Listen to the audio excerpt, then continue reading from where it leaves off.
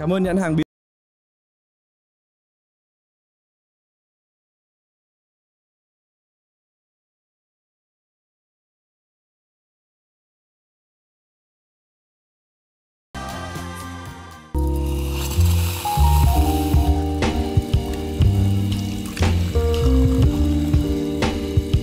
Chào mừng tất cả các bạn đã đến với podcast Have a Sip After Hours.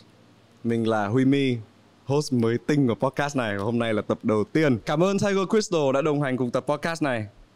Hãy cùng bật sảng khoái, bùng đam mê trong hành trình chinh phục của chính bạn. Và khách mời của mình hôm nay là Khánh Linh hay là cô em Sandy. Chào Linh. Em chào anh Huy My và xin chào tất cả mọi người. Đây cũng là podcast đầu tiên mà Linh tham gia từ trước đến giờ nên là rất là hồi hộp. Cái tinh thần của After Hours nó giống như kiểu là hai người cùng gặp nhau xong rồi ngồi sau một cái buổi đi làm việc. Trước khi mình bắt đầu thì anh nghĩ là anh sẽ hỏi em là em hôm nay em uống gì. Em thì đang phân vân giữa nước trái cây và một chút đồ có cồn. Anh sẽ uống bia, còn em thì như nào? Cả bia và cả kombucha. Bây giờ anh gọi đồ uống em. Khi mà mình nhận đồ uống xong ấy, mình sẽ bước vào một cái phần gọi là câu hỏi nhanh. Anh hôm nay cũng đã chuẩn bị rất là kỹ, tại vì là rất là hồi hộp nên anh đã có một cái quyển gọi là cẩm nang về những cái mà mình sẽ nói. Đồ uống đến đây. Đấy. Ok. Cheers. Yes. Rồi nhá, sau khi mình đã có một chút đồ uống thì anh sẽ bắt đầu vào phần câu hỏi nhanh. Ok. Bia ướp lạnh hay bia về đá? Bia ướp lạnh. Đọc sách hay là xem phim? Em nghĩ là đọc sách. Skincare hay là make up? Nếu mà nói muốn thì là muốn skincare hơn, nhưng mà vì tính chất công việc thì lại thường xuyên make up hơn. Cái thời gian mà dành cho make up nó nhiều hơn skincare rất là nhiều. Câu này anh nghĩ là em thích này. Yo-yo hay là Yi? Cái này Yo-yo rồi. Tại vì là Yo-yo là chú cún mà em nuôi trước và có cái sự gắn kết nhiều hơn. Mà em cảm giác là Yo-yo yêu em nhiều hơn, hoặc là nó biết cách thể hiện hơn. Mềm mại hay là mạnh mẽ? Em nghĩ em chọn mạnh mẽ. Lì lợm hay là liều lĩnh? Nếu mà dành cho em thì em sẽ chọn lì lợm hơn. Tại vì em bị thiếu cái đó. Còn em nghĩ là liều lĩnh thì em có đủ rồi. Hà Nội hay là Sài Gòn? Sài Gòn. Không phải suy nghĩ.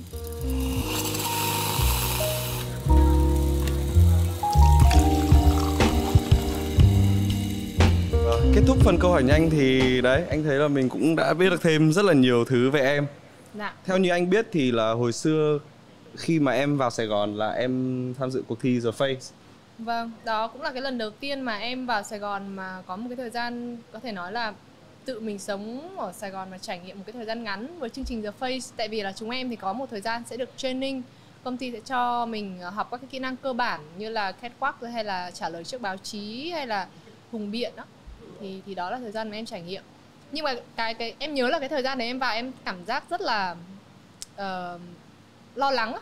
Tại vì là thực ra là với cuộc thi em cũng cảm giác mình chưa đủ, hơi thực sự là chưa bao giờ là người thích đứng trước một đám đông và biểu diễn, và chưa bao giờ nghĩ rằng là mình sẽ xuất hiện trong một cái cuộc thi như vậy. Thế nhưng mà nó là một cái cơ hội, và để mà em phải suy nghĩ rất nhiều là thôi bây giờ thì em sẽ thử nắm lấy, thử xem là cái cơ hội này nó sẽ khiến mình thay đổi được bao nhiêu. Có 3 cái điều gì mà nó thử thách nhất đối với em khi mà em mới từ Hà Nội vào Sài Gòn? Sau The Face 1 năm thì em mới quyết định là em sẽ vào đây. Thực sự là trước đó thì em cũng có một lời mời của công ty để vào Sài Gòn ngay sau chương trình rồi, nhưng mà em cảm thấy không chắc lắm và em cảm thấy lo lắng. Thế nên là em dành 1 năm ở Hà Nội để thực sự là vừa suy nghĩ về, cân nhắc về cái quyết định đấy và vừa thử trải nghiệm làm kinh doanh nữa. Em chưa bao giờ nghĩ đến cái việc mà em thực sự phải ở một mình. Em nghĩ nó là một cái nỗi sợ như kiểu là sâu ở bên trong, mà em nhớ là từ cái hồi em còn nhỏ em rất là nhớ cái trải nghiệm mà mẹ em đi làm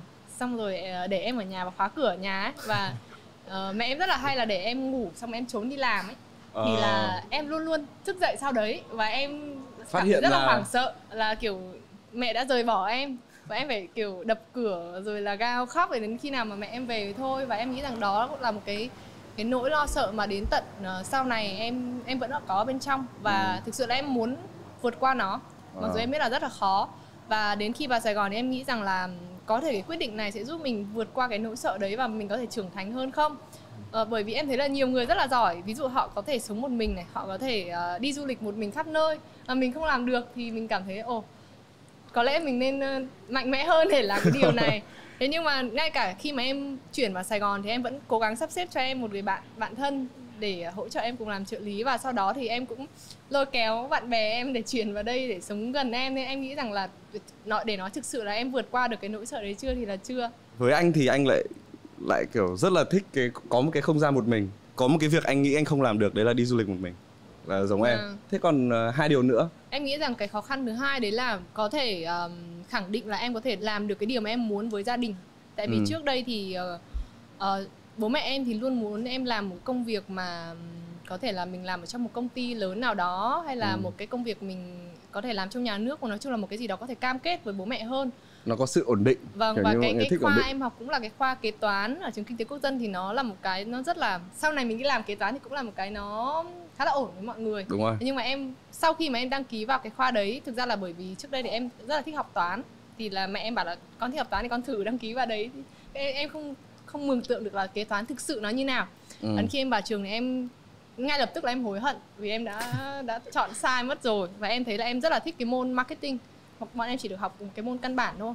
Thì em thấy là em có thể phù hợp một chút với cái môn đó, thì em cố gắng là em đi làm thêm thật là nhiều và trải nghiệm nhiều hơn. Và em cũng có làm nhiều thứ lắm, nuôi chó cảnh, bán chó này, em bán hàng online, rồi sau đó thì em đi làm người mẫu. Và cái công việc người mẫu nó là một công việc mà đem lại cho em có thể nói là thu nhập rất là tốt, và em kiểu lại rất là mê kiếm tiền nữa.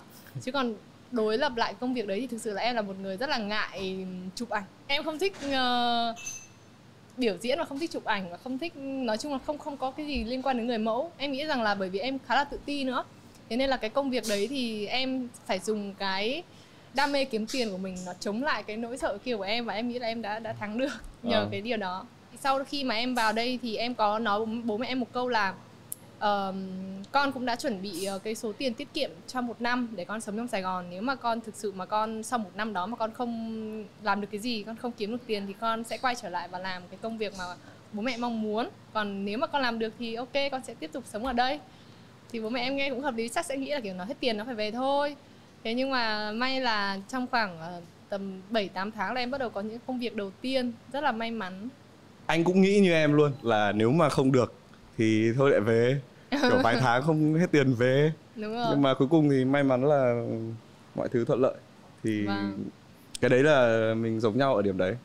Nhưng mà thực sự là sau cái thời gian đấy là bố mẹ mình cũng thay đổi quan điểm về mình, đúng không anh? Đúng, yên tâm về mình thôi. Cuối cùng thì em nghĩ là nó là về sức khỏe. Vì là em là một người có sức khỏe thực sự không tốt lắm.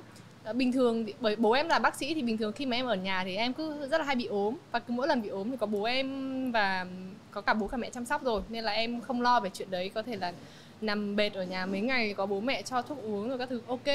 Thế nhưng mà bây giờ khi mà vào đây ở một mình thì em thực sự là phải vượt qua rất là nhiều cái lần ốm nặng mà chỉ có một mình thôi. Và cái đấy nó làm thay đổi quan điểm của em về cái sức khỏe. Nghĩa là trước đây thì em nghĩ là ok, nếu mà ốm thì uống thuốc thôi, không sao cả. Thế nhưng mà thực sự là những cái lần ốm nặng mà mình phải uống thuốc kháng sinh nặng, rồi là chỉ có một mình, nó rất là khổ, rất là kinh khủng đối với em. Thế nên là em thực sự phải thay đổi cái lối sống để cho cân bằng hơn, và mình duy trì cái sức khỏe ở một mức ổn định để mình không bị, có thể nói là bị suy kiệt trong một thời gian.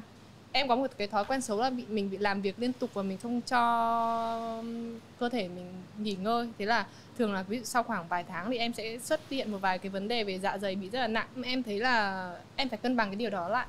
Em phải chú ý đến sức khỏe của em hơn.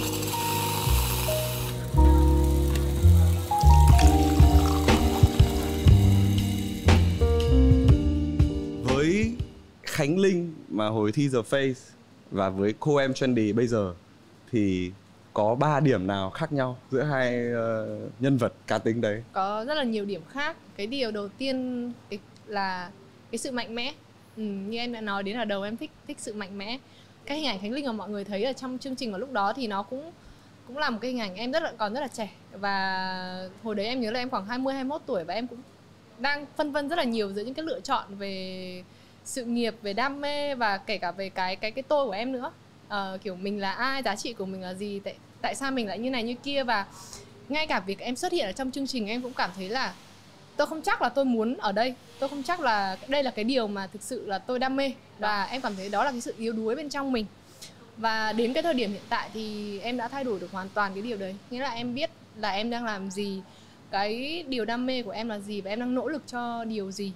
Thì đó là điểm mà rõ ràng nhất. Và em cũng nghĩ rằng đó là chính nhờ quyết định mà em bước vào Sài Gòn, nó đã thay đổi toàn bộ cái cách em suy nghĩ và cái cuộc sống của em.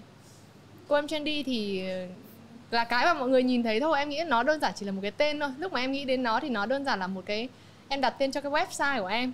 Em thấy là Nguyễn Đặng Khánh Linh thì nó dài quá, ai sẽ vào một cái website tên là Nguyễn Đặng Khánh Linh. Là em muốn đặt một cái tên mà nó cũng có một chút thời trang. Xong rồi em muốn nó phải Việt Nam. Em không muốn là kiểu mình là một fashionista Việt Nam, một cô gái Việt Nam mà mọi người lại biết đến mình là một cái tên rất là Tây. Thì nó không liên quan. Thế là em nghĩ là Cô Em Trendy thôi. Thực ra cái tên đấy nó cũng là một cái tên mà anh nghĩ rất là hay, tại vì là nó rất là gây sự tò mò. Đúng rồi. Ví dụ như lần đầu tiên anh nghe thấy cái tên đấy, mình bảo đây là em nào mà kiểu trendy. Em cũng biết rõ là nếu mà cái đó mà mình thực sự mình không khẳng định được cái điều mình đang làm nó nghiêm túc thì mọi người sẽ thấy cái đó nó hơi hài hước hoặc là nó hơi sến. Em biết cái suy nghĩ đó. Thế nhưng mà em nghĩ rằng chính vì thế thì mình càng phải nỗ lực làm cho nó tốt nhất, thì người ta có thể biết đến cái tên đó bằng một cái hình ảnh nó phù hợp. Cái điểm khác biệt thứ hai em có thể nói là về cái sự tự tin. Nếu mà nói hiện tại em có tự tin, có là một người tự tin không thì em vẫn chưa dám chắc để khẳng định. Bởi vì là rất là nhiều lúc, ví dụ ngay cả bây giờ em nói chuyện em vẫn hơi run. Và em lại là một người hướng nội nữa. Và trong những cái lần mà cái sự tự tin của em xuống thấp, ví dụ như là em phải chuyển trường rất là nhiều lần bởi vì bố mẹ chuyển công tác, hoặc là em những cái lần đầu tiên là mình đứng trước đám đông thì em thậm chí còn cảm thấy bị run bần bật, hay là bị buồn nôn, hay là phải vào ngay nhà vệ sinh khoảng 10-15 phút để mình kiểu phải trấn tĩnh lại. Và em rất là nhớ những cảm giác đấy, kiểu mỗi lần nó đến thì mình không thể kiểm soát được ấy. Thì thực sự là em cũng có thể nói là em vật lộn với cái sự tự tin đó, hay là với cái sự thoải mái trước đám đông. Và em rất là nhớ là ngay cả cái việc mà em chuyển vào đây thì cái hai thành phố nó rất khác nhau. Cái về sự tự tin đấy nó cũng thể hiện trong rất là nhiều cái, kể cả trong cuộc sống hàng ngày của mình thôi. Ví dụ như nhiều khi trước em có bao giờ em đi xem phim thì nó sẽ có 2 hàng ghế đúng không? Thì mình sẽ phải đi ngang qua đấy trong khi rất là nhiều người ngồi ấy. Thì chỉ có mỗi cái việc đấy thôi, nhưng mà đôi khi anh chỉ luôn luôn nghĩ trong đầu là kiểu làm nào đừng có vấp. Tức là mình biết là có thể mọi người không nhìn vào mình đâu, nhưng mà mình vẫn sẽ có bị cái cảm giác là mình đấy, chỉ những trường hợp đơn giản như thế thôi anh đã có cái suy nghĩ như thế rồi.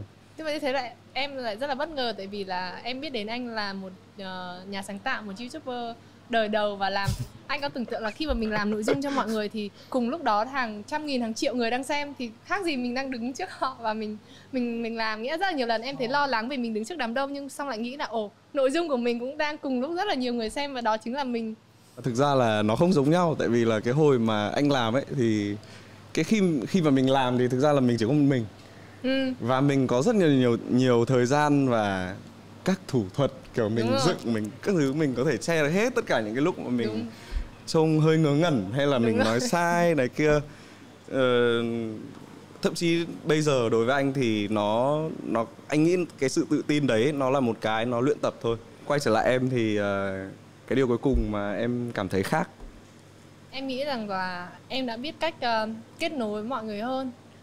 Khi mà em bắt đầu với Cô Em Trendy thì thực sự là em nghĩ về việc là mình phải tìm những cái người để cùng hỗ trợ mình, như là một người quản lý này, một người trợ lý này, hay là tất cả về sau. Hiện tại là em có những bạn teammate, những người hỗ trợ em trong team, thì nó là một cái quá trình em phải thay đổi bản thân rất là nhiều. Bởi vì trước đây thì em hay suy nghĩ rằng là mình có thể làm việc một mình, và là em không biết là nói về cung hoàng đạo. Em là cung gì? Em là sư tử thì em nghĩ rằng là sẽ làm việc một mình tốt. Và bản thân em cũng thấy thế, nghĩa là em có thể tự giải quyết nhiều vấn đề một mình em thôi, và em có thể phát triển riêng mình em thì rất là nhanh. Thế nhưng mà khi mà em làm việc với mọi người, em thấy là cái cách làm việc của em connect mọi người không tốt. Nhiều khi là do cái não mình nó suy nghĩ như vậy. Có người thì rất là hiểu người khác, nhìn một cái là đã hiểu người kia đang như nào, người ta là người đang suy nghĩ gì, hay là họ đang muốn điều gì. Nhưng mà như em là cái bộ não em nó không giỏi cái điều đấy, và nhiều khi là em phải tốn rất là nhiều thời gian hoặc là những cái sự hiểu lầm em mới hiểu được cái cách để mình communicate. Thế nên là để khi mà em vượt qua được những cái khó khăn đấy, để đến bây giờ mà em có một team để cùng em làm việc, để cùng xây dựng của em đi tiếp theo, thì em nghĩ là khác biệt rất là nhiều so với Khánh Linh trước đây.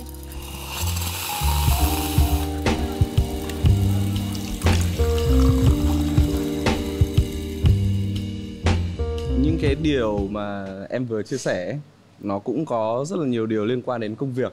Anh muốn hỏi em là về những điều mà có thể là nó không được hào nhoáng, hay là nó không được là như em tưởng tượng lúc em bắt đầu. Vâng. Thì có những cái điều gì như thế không? Về cái tưởng tượng của em về công việc này thì em lại không đặt cho nó một cái định kiến gì nhiều. Nghĩa là khi em làm thì em cứ bắt đầu làm thôi. Và cái khởi đầu thì em lại rất là thích khi mà mình được làm một nhà sáng tạo nội dung. Bởi vì mình thực sự là khi mà là người hướng nội ấy, thì mình sẽ thích cái việc kiểu mình có thể ngồi sau màn hình và mình làm những cái điều đó hơn là mình đứng trước mọi người và mình phải ứng biến ở trên đó. Thì em nghĩ là em thích, khi mình thích rồi thì mình làm một cách rất thoải mái và mình không mong đợi gì. Thế nhưng mà đến khi làm rồi thì càng ngày khi mà đạt được những cái thành công nhất định thì em lại phải cố gắng là duy trì nó ở một cái một cái chất lượng, những cái sản phẩm của mình ở cái chất lượng cao, và cùng lúc vẫn phải đưa ra những cái nội dung trên mạng xã hội rất là liên tục và lại trên nhiều kênh khác nhau. Thì thực sự nó làm rất là nhiều công việc liên tục và nó rất hay làm em bị kiệt sức ấy. Đúng không? Nó cũng làm mình mệt. Tại vì anh hiểu cái mọi thứ về social media ở cái thời điểm này nó phải là hàng ngày, hàng tuần, hàng giờ. Tất nhiên là mình rất là thích, đúng không? Những người như mình, anh nghĩ là sẽ rất là thích ngồi viết nội dung này rồi edit, hay là em thích chỉnh sửa làm các thứ. Nhưng mà khi mà mình liên tục như thế, nó cũng đòi hỏi mình rất là nhiều sức lực với cả sự tập trung. Đúng rồi. Thì đấy là một điều mà chắc là lúc đầu thì mình cũng không hình dung ra là càng về sau nó càng phải nhiều lên như thế, đúng không? Anh có nhớ cảm giác khi mà mình khởi đầu, khi mà mình làm, mình không vì cái view hay là không vì bất kỳ điều gì, khi mình làm cái nội dung mình cảm thấy nó rất là thú vị, nó rất là tuyệt vời và đầy cảm hứng, và có thể kiểu có khi cả tháng mình mới làm được một nội dung. Thế nhưng bây giờ thì mình rất muốn làm như thế, nhưng mình không thể làm như thế được, bởi vì mọi thứ vẫn đang xảy ra, team vẫn đang làm việc và tất cả mọi người vẫn đang cùng một cái guồng quay. Mình không thể lựa chọn là tôi có hứng thì tôi mới làm, tôi thấy tốt thì tôi mới làm. Nhiều lúc em cảm thấy là ví dụ sau một thời gian nghỉ ngơi, em có thể quay trở lại với một nội dung nó rất là thú vị. Thế nhưng mà mọi người thì vẫn mong đợi rằng là em phải update nội dung mỗi ngày, bởi vì nếu không thì mình sẽ mất đi một cái số lượng tương tác gì đó, hay là những cái việc nó đang tới mà mình không được từ chối. Nó là một cái sự nhưng mà anh thì anh nghĩ như này, tại vì là khi mà mình liên tục mình làm những cái nội dung ấy, mình làm một cách liên tục đều đặn ấy, thì cái mức base, gọi là cái mức cái chất lượng của từng cái clip đấy nó cũng sẽ tăng đều dần theo những cái clip mình làm. Tại vì mình càng làm nhiều thì mình sẽ nhanh nhạy hơn trong cái chuyện là mình nghĩ ra nội dung. Đúng. Anh nghĩ thế. Vâng, đó cũng là một cái đúng như em, là cái mà em thường xuyên phải thực hiện nhất là những cái photo shooting. Thì cái thời gian đầu nó thực sự rất là khó với em, bởi vì những cái photoshoot mà em thì luôn mong muốn là nó có một cái chất lượng rất là cao. Nhiều lúc mà em mong muốn nó được tốt như là chất lượng của tạp chí vậy. Thế nhưng mà khi mà mình là một cá nhân, mà một cái team mà mình tự sáng tạo từ một talent, từ một KOL, thì mình phải học từng cái quy trình đó từ đầu, chứ mình không được học cái quy trình của một tạp chí. Thế nên là bọn em mắc rất là nhiều lỗi khi mà thực hiện những cái bộ hình đầu tiên.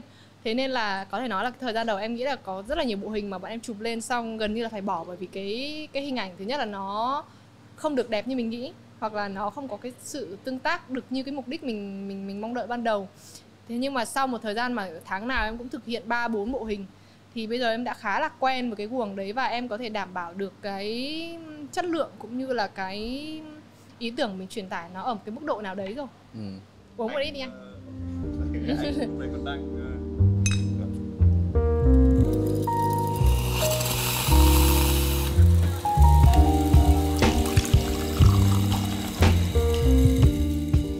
Ok, từ nãy giờ là mình đã nói rất là nhiều về những cái thử thách này, khó khăn này, và những cái điều mình thích hoặc là những cái điều mình chưa biết về cái công việc của mình lúc bắt đầu. Thì trong tất cả những cái đấy, tất cả những cái thử thách đấy, thì đã có bao giờ mà em cảm thấy là mình cảm thấy bị mệt, mình bị cảm giác đuối sức, hay là mình cảm thấy một cái cảm giác kiểu như thế? Cũng có đôi khi em cân nhắc cái điều đấy. Thì có một cái lý do lớn nhất mà em hay suy nghĩ về, em nghĩ rằng là đó là về cái cuộc sống ở trên mạng xã hội. Bên cạnh cái việc mà mình phải show bản thân mình mỗi ngày hàng giờ, mà thực ra nhiều khi cũng không phải thực sự cái bản thân thật của mình. Kiểu nhiều khi mình cảm thấy rất là tệ nhưng mình cũng không nói được cái điều đó ra, hoặc đôi khi mình chọn nói ra cái điều mình đang thấy tệ thì mình phải nói nó bằng cách nào. Đó cũng rất là nhiều suy nghĩ. Thì là bên cạnh đó thì em thấy rất là bị ảnh hưởng rất là nhiều bởi những cái comment nhận xét về bản thân hay là của những anti fan. Thì cái này thì là do bản thân em thôi, bởi vì em nghĩ rằng là khi mình đã quyết định mình làm nghề này, mình sống bằng nghề này, thì người ta hay nói là bây giờ người nổi tiếng thì phải chịu mà. Thì em thấy là nếu mà nghe khắt khe thì là vậy, nhưng họ nó cũng có cái đúng, bởi vì mình đã lựa chọn công việc này thì mình phải chấp nhận cái mặt đó của nó. Thì nhiều lúc có những cái chuyện xảy ra nó rất là không mong muốn từ đâu đến ấy, thì nó có những cái nhận xét mà khiến em cảm thấy mình rất là bị tổn thương. Bởi vì là em thấy là nếu mà thực sự mình muốn cống hiến cho công việc này, mình làm ra những cái sản phẩm tốt, thế nhưng mọi người lại vì những cái lý do rất là không liên quan mà đánh giá cái nhân cách mình, cái con người mình, thì thực ra nó rất là unfair với mình, đúng không? Đúng. Ví dụ như là làm nghề khác thì nó không có cái yếu tố đấy, anh chỉ cần hoàn thành tốt công việc của anh, không ai đánh giá anh là người tệ hay là người xấu xa gì cả. Nhưng trên mạng xã hội, công việc của mình nó lại, người ta có thể đánh giá mình qua bất cứ một cái hành động gì mình làm, mà nó chỉ là cái suy nghĩ của người ta thôi, chứ nó không thể hiện toàn bộ cái bản thân của mình trên đấy. Hay là mình cùng một cái nỗ lực này, mình làm công việc này, mình có thể làm công việc khác mà không bị người ta đánh giá con người mình như vậy không? Có đôi lần em đã suy nghĩ về cái chuyện đó. Tại vì là mạng xã hội thì em biết rồi đấy, là nhiều khi có những người kiểu nhận xét rất là kinh khủng về cuộc đời của mình ấy, nói những cái lỗi lầm mình làm rất là căng, nhưng mà avatar là hình bông hoa ấy. Kiểu nó mình cũng không biết người ta là ai. Đúng rồi. Cho nên là kiểu mình có muốn nói gì lại thì cũng không được. Mà kiểu mình mà phản ứng quá ấy, đúng rồi, thì nó sẽ, anh cũng lo sợ ấy, là đúng kiểu rồi. Đấy nó có thể nó gây những cái kết quả không hay cho lắm. Đấy thì khi mà gặp tất cả những cái khó khăn, những cái mà tiêu cực như thế, gọi là mặt trái đấy, thì cái điều gì khiến em giữ được cái sự sảng khoái, sự tập trung, sự gọi là hưng phấn trong công việc để em tiếp tục làm được và tiếp tục hàng ngày? Có một cái thói quen mà em đã bỏ ngày xưa là em rất hay đọc comment của anti-fan.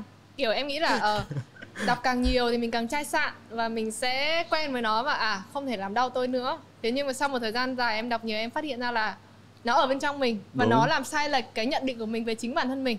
Thế là kiểu, và nó vẫn quay lại mỗi khi mà mình gặp một cái chuyện gì đó tổn thương, tất cả những cái điều đó nó quay lại với mình.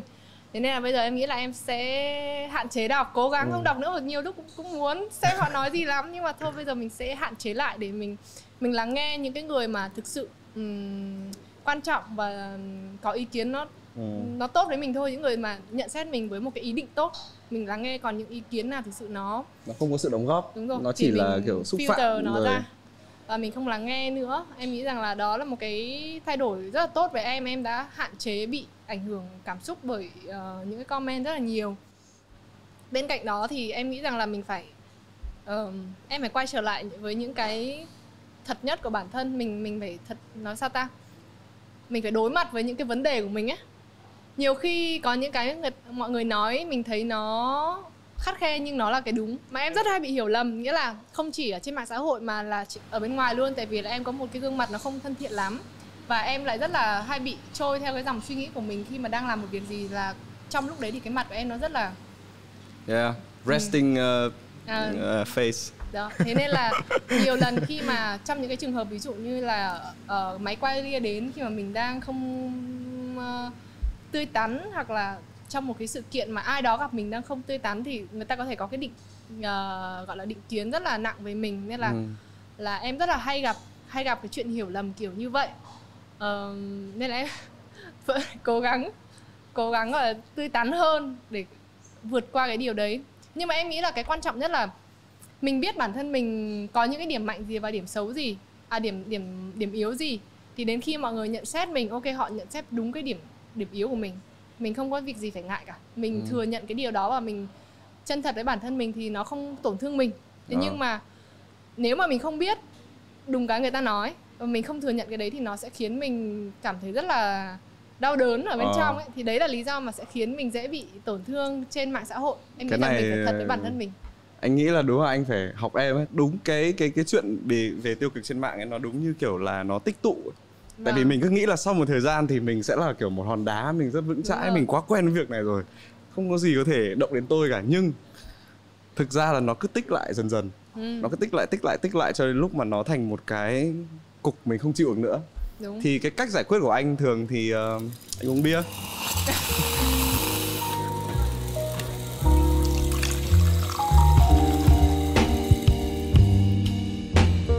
Trong cái buổi hôm nay ấy, cho mỗi khách mời thì nó sẽ có một câu hỏi riêng biệt. Thì cái câu hỏi dành cho em đó là khi mà em đi tham dự một cái fashion show mà cái chủ đề nó là sảng khoái, thì lúc đấy em sẽ chọn một bộ đồ như thế nào?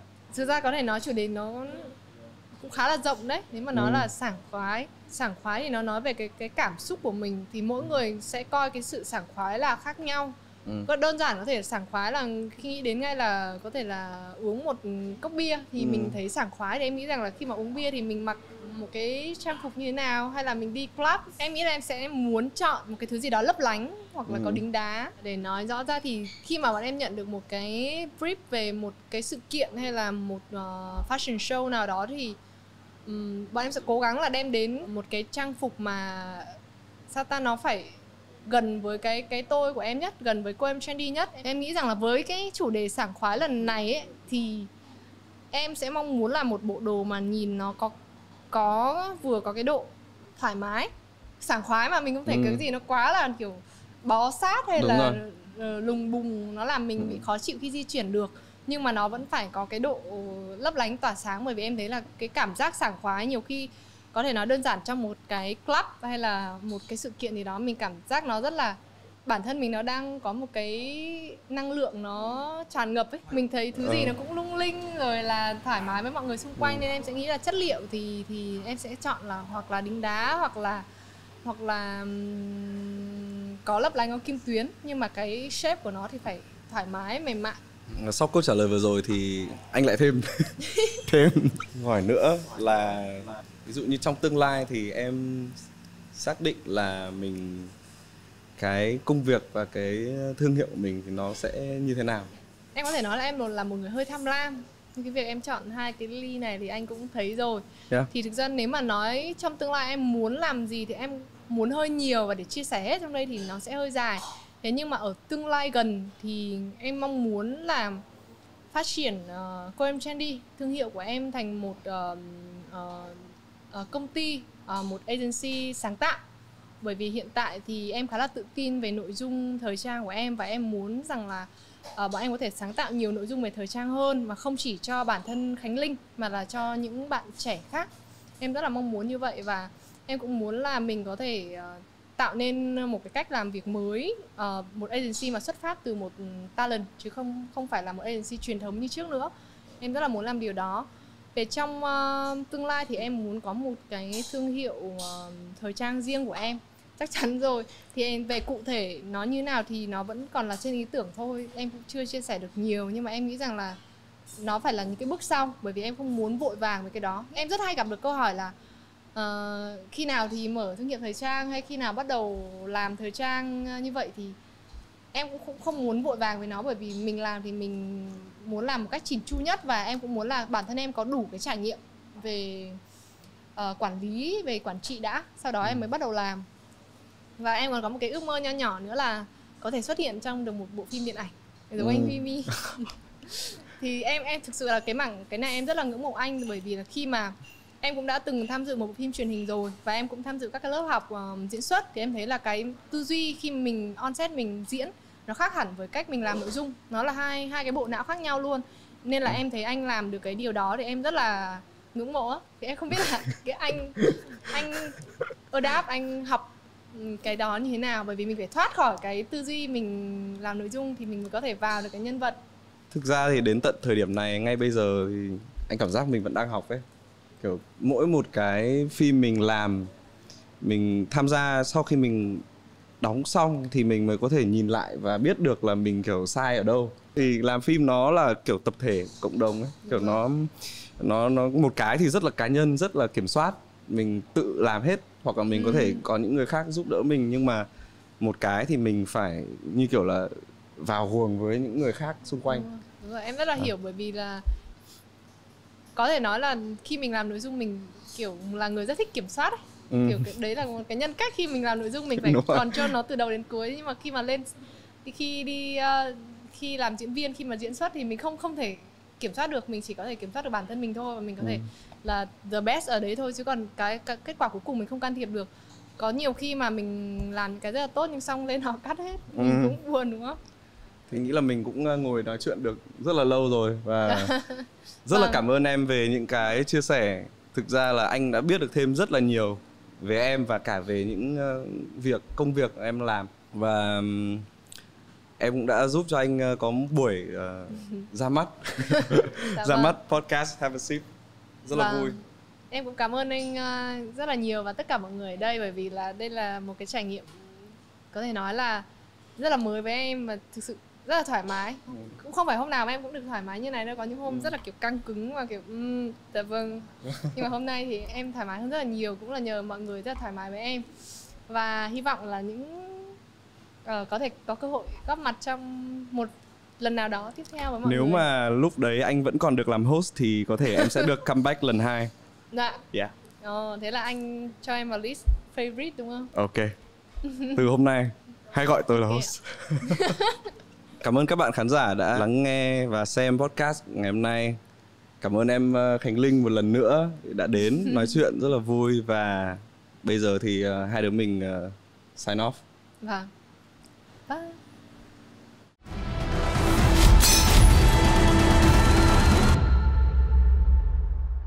Ra hiệu như nào? Bây giờ em ngồi đây mà. Bây giờ thì đấy là anh chỉ cần quay sang anh kêu thì cứ như anh gọi nước bình thường thôi.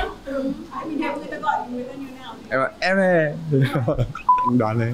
Anh cũng không biết. Mình nói trước cái chuyện đấy để tí nữa mình không nói vào. Hy vọng là anh Vi sẽ giúp em bớt hồi hộp á? Vâng. Không có. Uống bia mà uống hút là hơi em phải thêm một cái tại vì nó toàn bọt đấy. Anh xem. Ok. Em không biết em như nào. Đấy là một trong số. Không sao, em cứ nói bình thường là không phải hơi rút ra các đoạn chút. Nếu không thì Khánh Linh rút cũng được. Em cũng thể. Rồi xong rồi.